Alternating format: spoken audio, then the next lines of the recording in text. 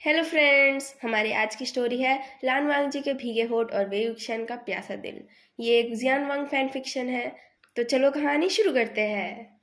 दोस्तों, पिछले पार्ट में हमने देखा वही वुक्सियन और लानवांग जी के बीच जो भी मिसअंडरस्टैंडिंग थी वो क्लियर हो जाती है और वो शांत हो जाते हैं।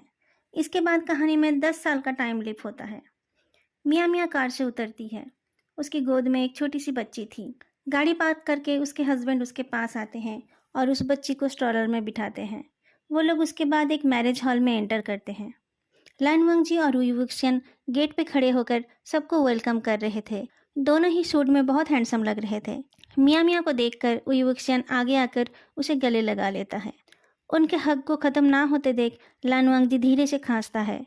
वो युवक्शन मियाँ मियाँ को छोड़ देता है। मियाँ मियाँ बोलती है, तुम जेलस हो लानवांग जी? जेलस तो तब मुझे होना चाहिए था जब इसने तुमसे मेरी सेटिंग कराने का वादा करके खुद की सेटिंग कर ली थी।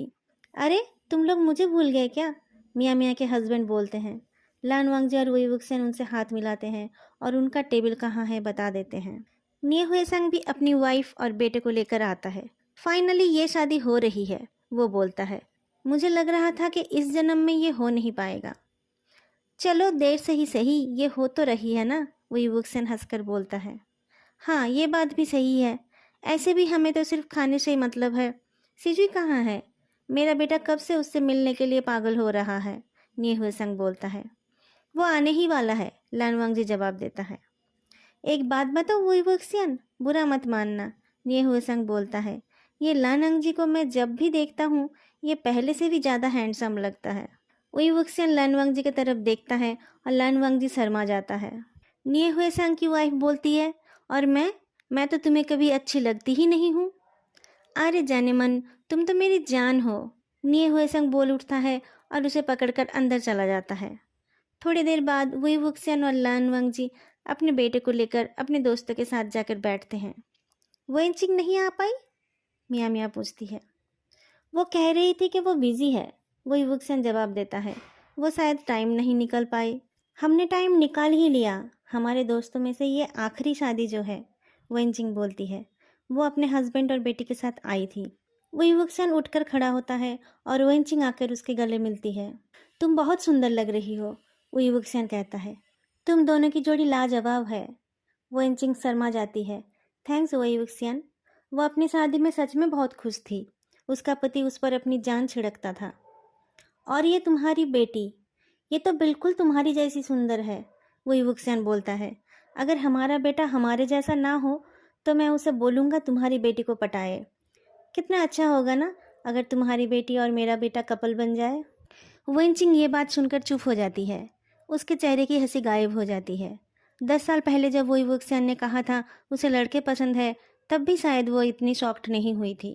वही वुक्सेन का ध्यान वेंचिंग की बेटी पे था। उसने कुछ नोटिस नहीं किया। लेकिन लानवांग जी वेंचिंग का एक्सप्रेशन देखकर बोल उठता है, ये डिसाइड करने वाले हम कौन होते हैं? ये गुड़िया तो इतनी सुंदर है और इसको अपनी माँ के संस्कार भी मिलेंगे। बड़ा होकर हमारा बेटा इसके सामने शायद खड़ा ही ना हो पाए। वेंचिंग का हस्बैंड बोलता है, ये बात तो सही है कि मेरी बेटी लाखों में एक है और मैं इसे अच्छे से सिखा दूंगा ताकि ये अपनी माँ का बदला ले ले। किस चीज़ का बदला? वो युवक पूछता है। निये हुए शंग अपने सर पर हाथ मारते हुए कहता है, लानवांग जी, मुझे आज तक ये समझ में नहीं आया कि तुमने इसे क्या देखकर पसंद किया। अब मैंने क्या कर दिया? वो युवक पूछता है। फिर वो मियाँ मियाँ की बेटी के पास जाता है। वेंचिंग अगर अपनी बेटी नहीं देगी तो कोई बात नहीं, मियाँ मियाँ की बेटी भी तो कितनी प्यारी है, मुझे तो ये भी बहुत पसंद है। पर मैं अपने क्रश को अपना समधी नहीं बनाऊंगी, मियाँ मियाँ बोल उठती है। तुम कितनी मीन हो, वो युवक बोलता है। लाजन, मुझे भी एक बेटी चाहिए। बेटियाँ कितनी प्यारी होती है ना? लानवांग जी हंसकर गर्दन हिलाता है। वेंचिंग का हस्बैंड बोल उठता है, अब मुझे समझ आया वेंचिंग ने विक्सन में क्या देखा था। मैं तो कोशिश करके भी इसके जैसा नहीं बन सकता। तुम्हें उसके जैसे बनने की ज़रूरत भी नहीं है, वेंचिंग बोलती है। तुम ऐसे ही ठीक हो। मैरिज सेरेमनी शुरू हो जाती है। लन जिचेन और जियानचेंग अपनी शादी के कस्में खाते हैं और एक दूसरे को किस करते हैं। विवक्सन लनवंग जी के होठों की तरफ देखते हुए बोलता है, लाजान, हम भी किस कर ले? लनवंग जी उसे डांट कर चुप करा देता है। जब जियानचेंग दूसरे गेस्ट से फ्री हो जाता है तब वो अपने दोस्तों के साथ आकर बैठता है।